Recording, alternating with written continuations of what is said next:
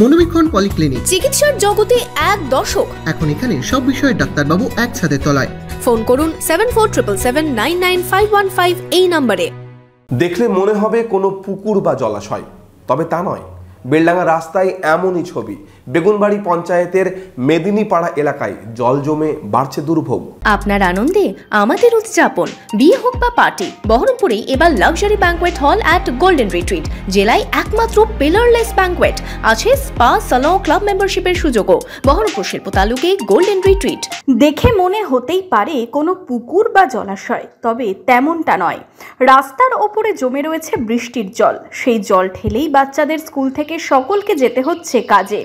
একদিন দুদিন নয়, প্রায় সপ্তাহখানেক আগে হওয়া বৃষ্টির জমা জলে এমনই ছবি বেলডাঙ্গার বেগুনবাড়ি গ্রাম পঞ্চায়েতের মেদিনীপাড়া এলাকার। জমা জলে দুর্ভোগ বাড়ায় সমস্যায় এলাকার বাসিন্দারা। এখানে প্রচণ্ড সমস্যা হয়েছে, বাচ্চারা স্কুলে ঠিকভাবে টাইমে আসতে পারছে না, আর এলেও হয়তো পড়ে যাচ্ছে, এই রাস্তায় জলে পড়ে যাচ্ছে। আর এই নোংরাতে ওদের গায়ে সব আবর্জনা লেগে যাচ্ছে, আর পায়েতে ঘা হয়ে গেছে। স্কুলে তো আসতে পারছেই না, বরঞ্চ বাচ্চা ছোট বাচ্চা 5 বছর থেকে আপনার 10 বছর পর্যন্ত বাচ্চা, এরা মারা কোলে করে অন্য অপোজিট রাস্তা দিয়ে বই নিয়ে চলে আসছে, এনে স্কুলে রেখে যাচ্ছে, আবার নিয়ে যাচ্ছে। এটা রাস্তা, কিন্তু সারা জীবনের পুকুর হয়েই থাকে। আমাদের জল নিকাশের কোনো ব্যবস্থাই নেই।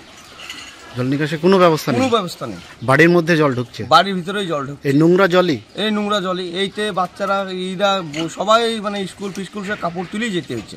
কতদিন থেকে জলটা জমে আছে? মোটামুটি ধরুন 12 মাসই থাকে, চৈত মাসেও জল থাকে এখানে। জল নিকাশের কোনো ব্যবস্থাই নেই তো। দীর্ঘ কয়েক বছর ধরেই জমা জলে জেরবার এলাকার বহু বাসিন্দারা। স্থানীয়দের দাবি, জমা জলে বাড়ছে মশার উপদ্রব, অসুস্থ হচ্ছেন অনেকে। তারপরেও উদাসীন পঞ্চায়েত।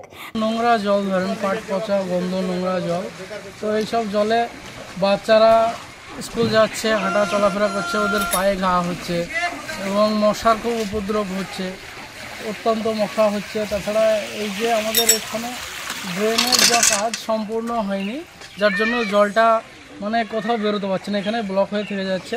অনেক কিছু প্রবলেম হচ্ছে, বাচ্চাদের পায়ে ঘা হয়ে যাচ্ছে, তারপরে আরও বাচ্চাদের জ্বর সর্দি কাশি এই জলে নামার কারণে অনেক রকম প্রবলেম হচ্ছে।